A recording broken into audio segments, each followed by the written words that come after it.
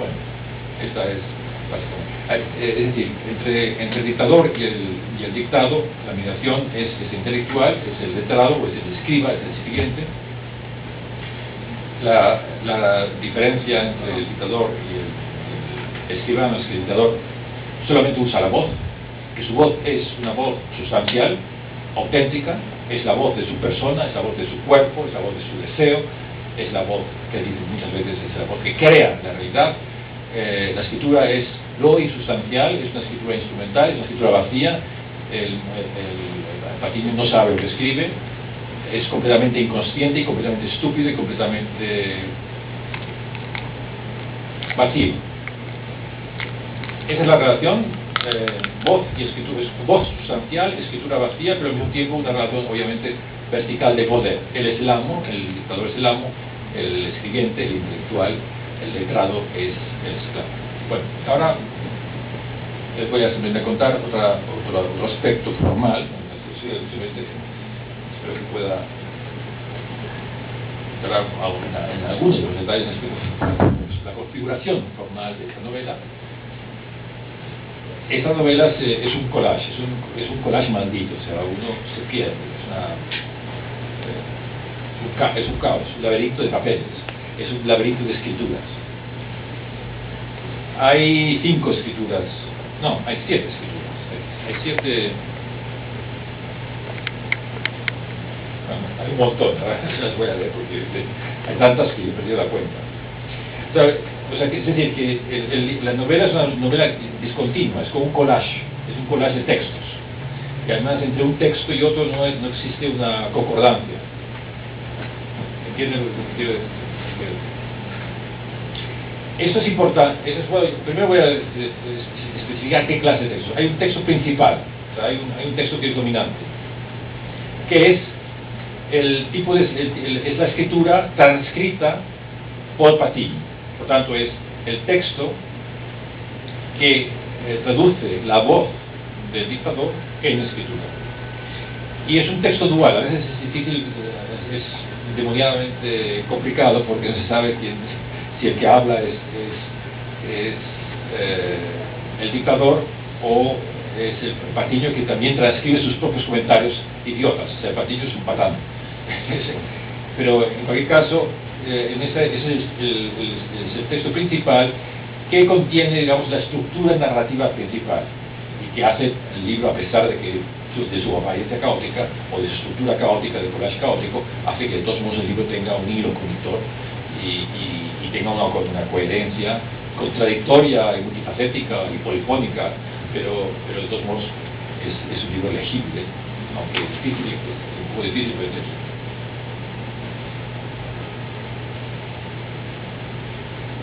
En este texto principal donde aparece, donde se refleja lo que es el drama más importante de toda la novela.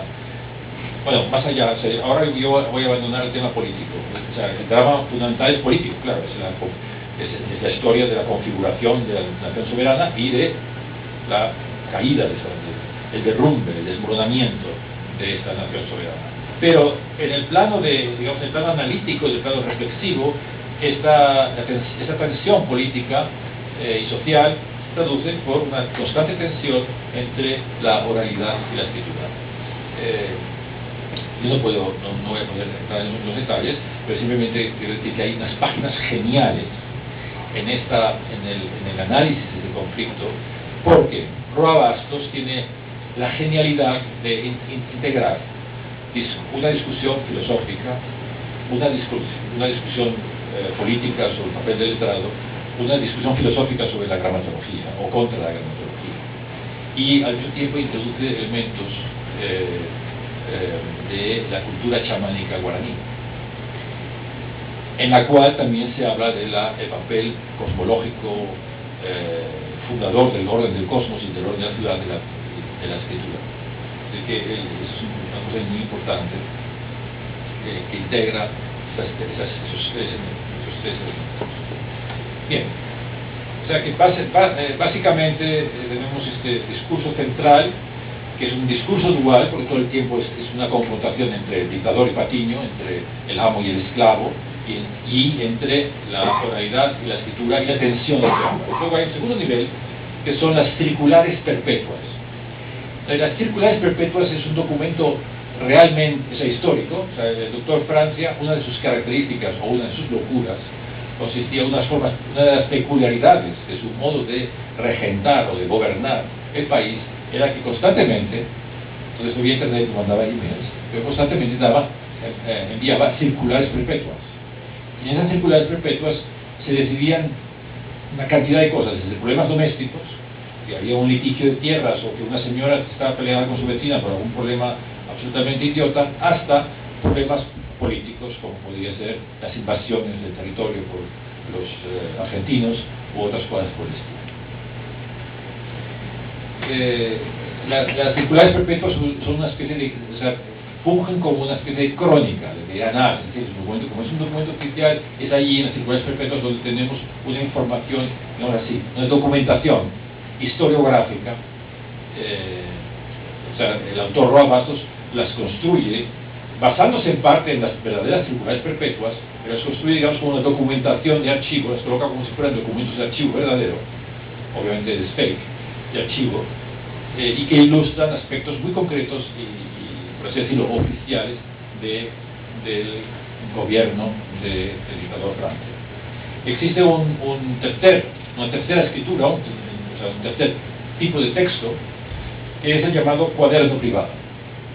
El cuaderno privado es un cuaderno, como su nombre indica, es el cuaderno privado del dictador. O sea, es donde el dictador escribe él de su propio puño y letras. Ahí es el cuaderno en el cual el dictador es voz y escritura al mismo tiempo. Y además es voz y escritura en un tipo de texto, de textualidad, que es muy interesante porque allí él habla de sus pensamientos íntimos, habla de o sea, habla sin pudor sobre la política, es extremadamente claro, es extremadamente abierto, es extremadamente cruel, a veces cínico, sarcástico, pero ahí tenemos una escritura que es una escritura profunda, íntima, tan íntima que al final del libro se vuelve ya central, y es este cuaderno privado donde el dictador confiesa, o sea, expresa los aspectos, digamos, psicopatológicos de su descomposición mental, que como él se convierte lentamente en un esquizofrénico, finalmente en un paranoico, y acaba en una especie de delirios, que ya pierde la conciencia de sí, pierde el habla y pierde la escritura y se convierte en una especie de monstruo. Existe finalmente, en cuarto lugar, existe una serie de textos más breves que son apócrifos, o sea, son fragmentos. A veces parecen fragmentos escritos por el propio dictador, a veces pueden ser textos del propio Patiño, o textos apócrifos o textos anónimos, y que explican detalles secundarios, o sea, reproducen, o sea, analizan las mismas escenas, las mismas situaciones desde otra perspectiva, contradiciendo a veces pues lo que está en el cuaderno privado o contradiciendo las circulares perpetuas. Y finalmente está el narrador, es decir, que hay un narrador, hay una estructura narrativa de este narrador, es decir, hay un yo a lo largo del texto. Y ese yo es fundamentalmente el yo supremo, es el yo del dictador. Pero, eso va a ser imposible ahora analizarlo, pero simplemente tengo que advertirles que este yo del dictador, que es el narrador de los textos directa o indirectamente, a su vez se subdivide. Es un yo y es un él, y acaba dividido en tres almas, siguiendo las pautas de una concepción chamánica guaraní, según el cual el ser humano tiene tres almas. No voy a entrar ahora en los detalles, pero simplemente quiero señalar que la estructura del narrador es una estructura triple. Es un yo, es un él y es una tercera instancia más indeterminada, más compleja y más vaga. Bien, ahora, además de esto, hay una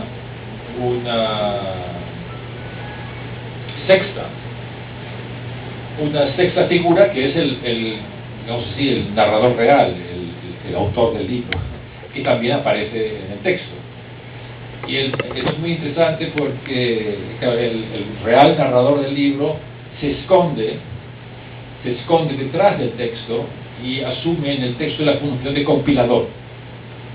Es decir, Roa Bastos no aparece en el texto como autor de ninguna de todas las escrituras, sino simplemente como aquella persona que las ha reunido, es decir, que está en un archivo, ha encontrado todos esos textos. Además, ha encontrado todos los textos sobrevivientes del incendio final del Palacio de Gobierno de la Asunción, Paraguay, que arde una simbólica hoguera final, una metáfora de una destrucción final. Inclusive en algunos de los fragmentos que aparecen en el libro se dice, aquí el texto está chamuscado y ya no se pueden distinguir las palabras, o aparecen medias palabras, etc. O sea, eso es el compilador, pero además el compilador, o sea, Roa Bastos, no solamente se presenta como compilador, sino que además constantemente, como ustedes hacen también en las tesis doctorales, escribe notas al pie de página.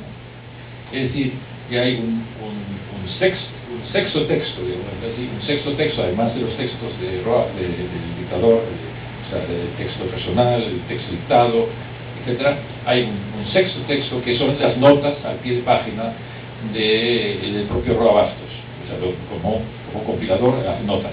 Este texto está quemado y no se puede leer. Esta historia que cuenta el dictador está confirmada en el libro de Longchamp, o sea, hay todo un aparato, una parodia también, es una parodia del lenguaje y del trabajo de la tesis doctoral. Es decir, no solamente se burla del intelectual letrado, sino también se burla del propio autor que aparece como compilador. Y de hecho, constantemente el dictador, en su relación con su escribano, siempre ataca a los escribas compiladores, a los que llama imbéciles, estúpidos. Es decir, Roa Bastos cuestiona, y eso es un aspecto muy interesante, cuestiona también el papel del intelectual como compilador. Tengan en cuenta que, o sea, no he dicho nada de Roa Bastos sobre su vida, pero sobre la que no puedo dar detalles ahora claros de años precisos, pero en fin, él muy joven tuvo que exiliarse de Paraguay, de esa dictadura descomunal, primitiva y bárbara del general Stroessner. Vivió un tiempo en la Argentina, donde hizo un trabajo de investigación sobre este personaje, sobre Francia, y luego vivió el resto de su vida en Toulouse, donde era profesor de Francia, donde era profesor de literatura. Es decir, él mismo era obviamente un escritor, pero además era un profesor y critica muy ásperamente esta figura, digamos así, del intelectual decadente. Y hay una séptima, obviamente hay una séptima escritura, aunque parece una sola vez, pero es el eje, el motor, es el tema que atraviesa todo el libro, que es el Pasquín. Y el Pasquín es una escritura, y además Roa Bastos lo deja ver claramente, es una escritura por derecho propio. El Pasquín era una forma cuando había radio, en internet y en televisión, solamente había dos formas para presentar un discurso públicamente. Uno era a través de la voz, eran los voceros, todavía se utiliza esta palabra. Yo recuerdo que cuando era pequeño en España, en los pueblitos siempre a las 6 de la tarde había un vocero con una trompeta, avisaba tarara, por orden del alcalde, se ha de saber, se comunicaba por voz, o el Pasquín. Entonces el Pasquín fue su noble origen, eso nos lo recuerda también Roa Bastos, fue la Revolución Francesa. O sea, el Pasquín ha sido en la Revolución Francesa y a lo largo de las revoluciones y movimientos anarquistas y socialistas del siglo XIX, fue un instrumento fundamental de movilización social. Ahora se utilizan los teléfonos, entonces se utilizaban los pasquines. Entonces, el pasquín es un escritura importante, y además aquí en este libro tiene precisamente esta importancia.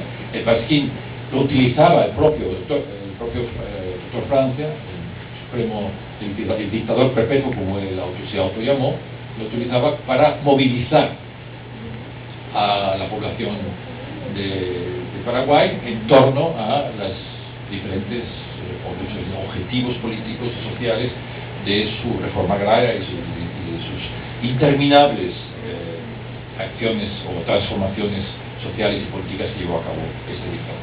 Bien, ahora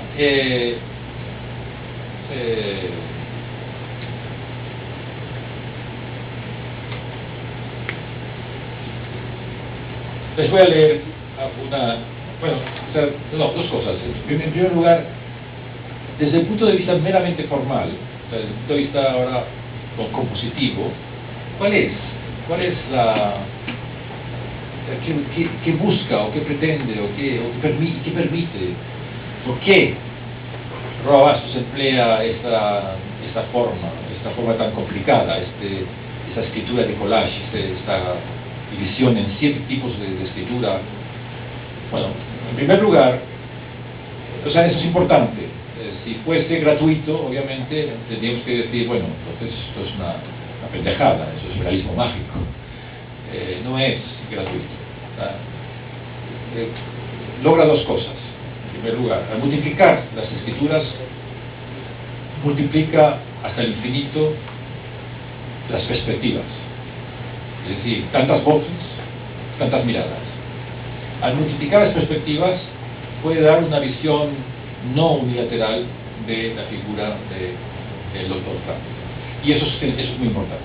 Es decir, aquí tenemos un libro que, desde el punto de vista historiográfico, claramente el trabajo historiográfico que hace Roa Bastos reivindica una visión crítica frente a la historiografía oficial anglosajona, que lo pintan como un dictador salvaje. Él, a través de una documentación historiográfica, pone de manifiesto que no era un dictador salvaje, sino que era un revolucionario en unas condiciones particularmente difíciles por razones económicas, políticas, sociales y culturales.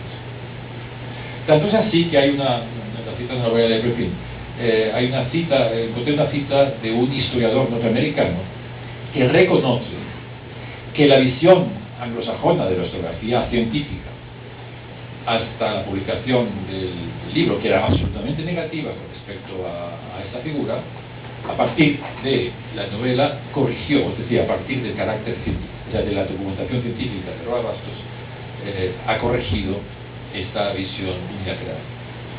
Es decir, que, bueno, entonces eso es uno de los aspectos que me parece muy interesante. La multiplicación de escrituras es lo que permite a Roa Bastos mostrar este lado positivo y al mismo tiempo mostrar el lado negativo. Además, bueno, eso en primer lugar. Mostrarlo además porque estas diferentes escrituras a su vez utilizan diferentes feelings, diferentes emociones y actitudes vitales. O sea, unas son muy serias y muy oficiales, otras son tremendamente sarcásticas. A través del sarcasmo realmente dinamita la figura, destroza la figura de Dios Supremo. Es decir, puede mostrar en oposiciones extremas aspectos sublimes, aspectos delirantes y aspectos terribles de esta misma figura. Y eso, hacerlo de manera muy abierta, muy libre, es el gran objetivo que justifica este collage. Al mismo tiempo, y también en un plan también muy formal, lo que logra esta reduplicación de escrituras, lo que logra es generar una dinámica, una polifonía muy expresiva y muy poderosa en cuanto a sus diferentes colores y diferentes emociones. O sea, genera un discurso poético que se puede llamar vibrante a lo largo de una novela que, sin embargo, es una novela que tiene una básica, o sea, que es una novela dura porque constantemente hay reflexiones, hay estudios literarios, hay análisis de textos, discusiones filosóficas, metafísicas, y por encima de todo eso hay análisis y reconstrucciones de características estrictamente historiográficas. Es decir, en términos normales sería un libro muy aburrido si fuera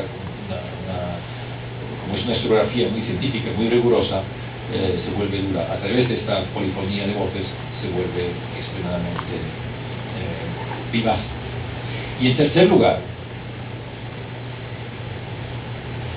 repito que el tema central de esta novela es el tema, digamos, filosóficamente central en esta novela es la crisis del intelectual o la autoconciencia negativa del intelectual moderno a través de la escritura y a través de esta oposición, o sea, lo analiza desde esta perspectiva específica de la oposición de la voz y de la cultura oral ligada a la voz, y más específicamente de la cultura oral ligada a la voz y a un concepto mágico del mundo de los guaraníes versus la escritura del mundo colonial español y del mundo colonial europeo.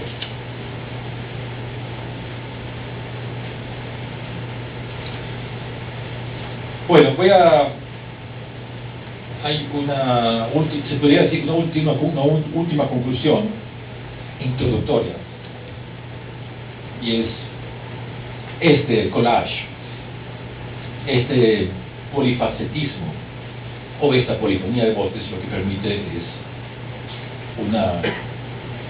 una parodia, o sea, construir una parodia extremadamente transgresora y subversiva de la ciudad letrada. Y voy a leer solamente un pasaje, la respuesta inmediata, la reacción inmediata del dictador supremo ante la noticia de que ha aparecido aquel pasquín anunciando su muerte en la puerta clavado en la puerta de la Catedral de la Asunción.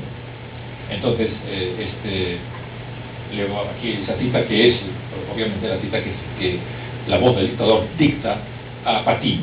Dice: vas a ponerte a rastrear la letra del pasquín en todos los expedientes, legajos de acuerdos, desacuerdos, contraacuerdos, comunicados internacionales, tratados, notas reversales, letras remisorias, todas las facturas de comerciantes portugueses, brasileros, orientales, el papelaje de sisa, diezmo, alcabala, contribución fructuaria, estanco, vendaje, ramo de guerra, registros de importación y exportación, guías de embarques remitidos, recibidos, correspondencia íntegra de los funcionarios, todo, el más mísero pedazo de papel escrito, 500.000 fojas, poco más o menos en total. Entonces aquí tienen ejemplo de planteamiento paródico. El pobre Patiño tiene que investigar 500.000 hojas en total para poder descubrir quién es el autor de la caligrafía de este malévolo pasquín. Bueno,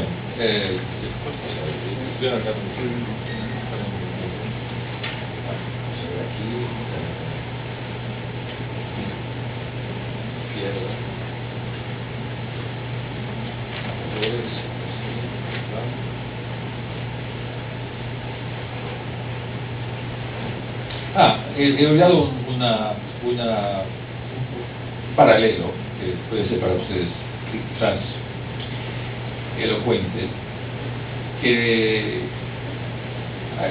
hay una semejanza estructural, o sea, estrictamente formal, de esta obra con una obra que ustedes conocen, una obra clásica de la literatura en lengua castellana, que es Don Quijote de la Mancha. Ustedes saben que, bueno, también Don Quijote es una parodia.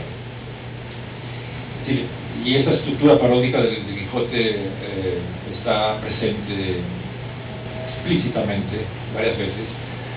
Patiño el dictador llama 2 o 3 veces a Patiño Panchanzo, haciendo referencias a su panza, y esa estructura también de vertical de Don Quijote a mi panza, a muy esclavo un poco, está presente en esta en esta obra. Pero hay dos aspectos de Don Quijote muy elementales que tienen algo que ver. En primer lugar, el Quijote también es una obra dictada. O sea, Cervantes, o sea, en la segunda parte, Cervantes cuenta que está en Toledo y que tiene en sus manos una carpeta escrita en aljamiado, en castellano aljamiado, con letras árabes, y que en esos papeles se cuenta la vida de Don Quijote de la Mancha. Entonces, cáusticamente, o irónicamente, o sarcásticamente, Cervantes dice, bueno, no será difícil en esta ciudad de Toledo encontrar a alguien que lea aljamiado. Eso en el tiempo en que los moriscos españoles eran asesinados, masacrados por la corona, y además eran masacrados, y una de las razones, o sea, de las justificaciones que se empleaban era, si hablaban árabe, entonces se les cortaba el cuello. Y obviamente pues, se lo utiliza también con un terrible sarcasmo, una de las razones por las cuales las lecturas de Quijote en España se tienen que hacer torcida. Es decir, el Quijote está hecho también como una transcripción, es el collage, es el collage de este dictado. Y hay también una escena, la primera escena además, la primera escena que es también una parodia de aquí no es de la persecución, bueno, de la persecución de la escritura, sí, también hay una persecución de la escritura. Ustedes saben que hay una primera escena en la cual Don Quijote está con el cura, es decir, con el representante de la Inquisición española, y con el barbero, que es el representante del poder civil. Y ante estos dos personajes, que eran los personajes que capitaneaban los autos de fe de la Inquisición, él hace un pequeño auto de fe quemando los libros de caballería.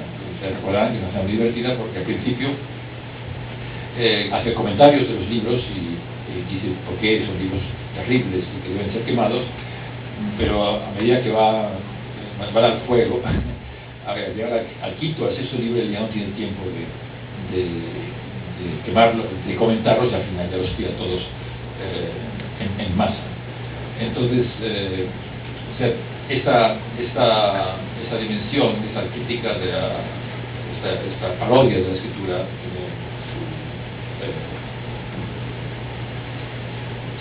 tiene una importancia. Bueno, ahora, después de esta introducción, voy a limitarme a analizar puntualmente algunos aspectos de esta parodia, de este drama histórico y de este drama del intelectual. Lo primero que voy a señalar es el concepto de palabra real, el concepto de la voz del dictador en Yo el Supremo. Y voy a citar ahora el texto. Dice, o sea, la voz del Supremo, la voz del doctor Francia, se puede definir como una palabra que es real, una palabra que tiene una objetividad, que tiene una sustancialidad. Les hablé al principio de esas conferencias sobre el concepto de mito. Mito quiere decir palabra. Entonces, entre los significados arcaicos de la palabra mitos es palabra.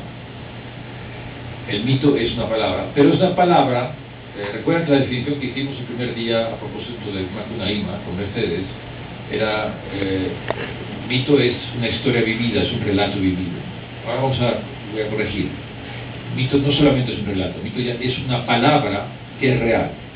Es una palabra arcaica en el sentido de que se encuentra fuera del tiempo contingente de los vivos como nosotros que morimos, de los seres limitados. La palabra mítica es la palabra que se cuenta en un tiempo. Los cuentos de niños siempre empiezan, érase una vez. Érase una vez es un tiempo y espacio que no existen en el tiempo y espacio contingente en los cuales vivimos. La palabra mítica, la palabra arcaica y la palabra sagrada son palabras que existen en este tiempo, fuera del tiempo, y en ese espacio fuera del espacio, porque son palabras que son reales, que son palabras vivas, que son palabras de la memoria absoluta, que son palabras sagradas. Y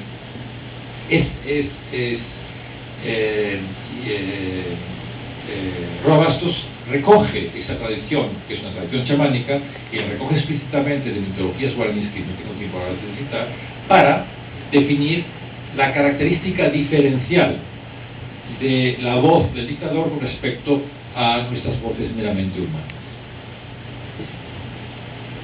Entonces, aquí explico, voy a citar unos cuantos veces, voy a leer una cita en la cual se hace una referencia a eso. Dice Roa Bastos: puedo sujetar al tiempo, volver a empezar, más adelante. Estoy muy adentro de la naturaleza. Busco mis oráculos en los signos del humo, del agua, del viento. Voy bogando en mi canoa. Consulto aquí y allá esos nidos naturales donde empolla lo que no es, pronósticos, vaticinios. Cuando los acontecimientos, el más mínimo hecho, no suceden como uno ya ha visto que sucederá, no es que las cosas profetas hayan errado. La lectura que uno hace de estas profecías es la que se equivoca.